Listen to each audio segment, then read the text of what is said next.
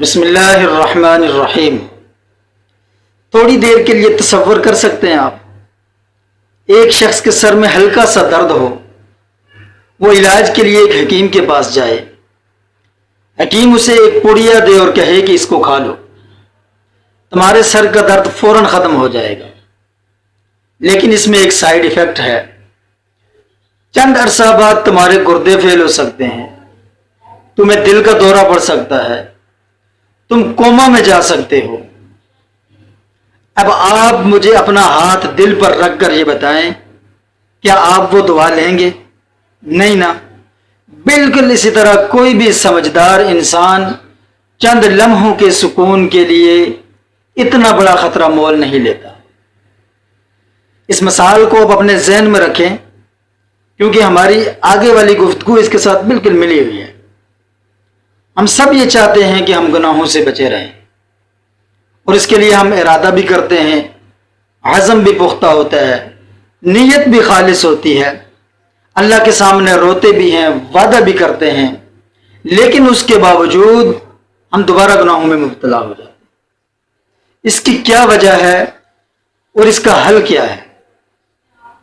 اصل مسئلہ یہ نہیں ہے کہ ہم گناہوں سے بچنا نہیں چاہتے، اصل مسئلہ یہ ہے کہ ہم گناہوں کی حقیقت کو نہیں جانتے،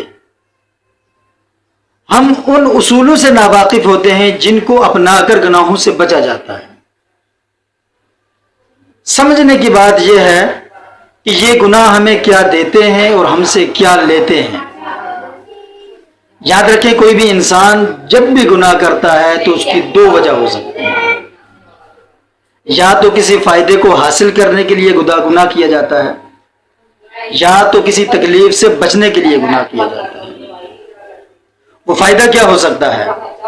چند لمحوں کا سکون، چند لمحوں کی خوشی، چند لمحوں کی لذت، اور اس کے مقابلے میں جو ہم کھو رہے ہوتے ہیں وہ کیا ہو سکتا ہے؟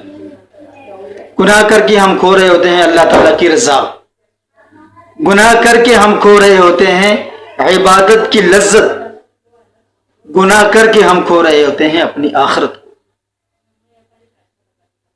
آپ یاد رکھیں، جب انسان گناہ کرتا ہے تو وہ ایک ایسا سودا کرتا ہے جس میں وہ بہت کم وصول کرتا ہے اور بہت زیادہ جو ہے وہ کھو دیتا ہے۔ اور صرف یہی نہیں، جب گناہ کرتا ہے تو صرف گناہ اکیلا نہیں ہوتا، وہ ساتھ لاتا ہے دوسرا گناہ، پھر تیسرا، پھر چوتھا۔ تو گناہگار آدمی کے لیے ہر ایک گناہ دوسرے گناہ کا دروازہ کھول دیتا ہے۔ نبی پاک صلی اللہ علیہ وسلم نے فرمایا، اِيَّاكُمْ وَالْكَذِبَ فَإِنَّ الْكَذِبَ يَهْدِي إِلَى الْفُجُورِ، اے لوگو جھوٹ سے بچو، اس لیے کہ جھوٹ گناہوں کی طرف لے کر جانے والا ہے۔ ایک جھوٹ کو چھپانے کے لیے دوسرا جھوٹ بولنا پڑے گا، دوسرے جھوٹ کو چھپانے کے لیے تیسرا جھوٹ بولنا پڑے گا، یوں انسان قدم بقدم گناہوں کی دلدل میں پھنستا چلا جاتا ہے۔ اب ہمیں کیا کرنا چاہیے؟ ہمارا اگلا قدم کیا ہونا چاہیے؟ تو سب سے پہلے ہم اپنے گناہوں کے نقصانات سے واقف ہوں۔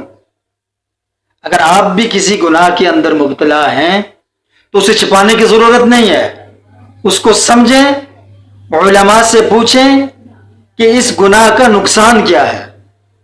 جب گناہ کا نقصان آپ کو پتہ چل جائے گا، اس کا نقصان آپ کے دل کے اندر اتر جائے گا، تو آپ کے لیے اس گناہ کو ترک کر دینا، چھوڑ دینا بہت آسان ہو جائے گا۔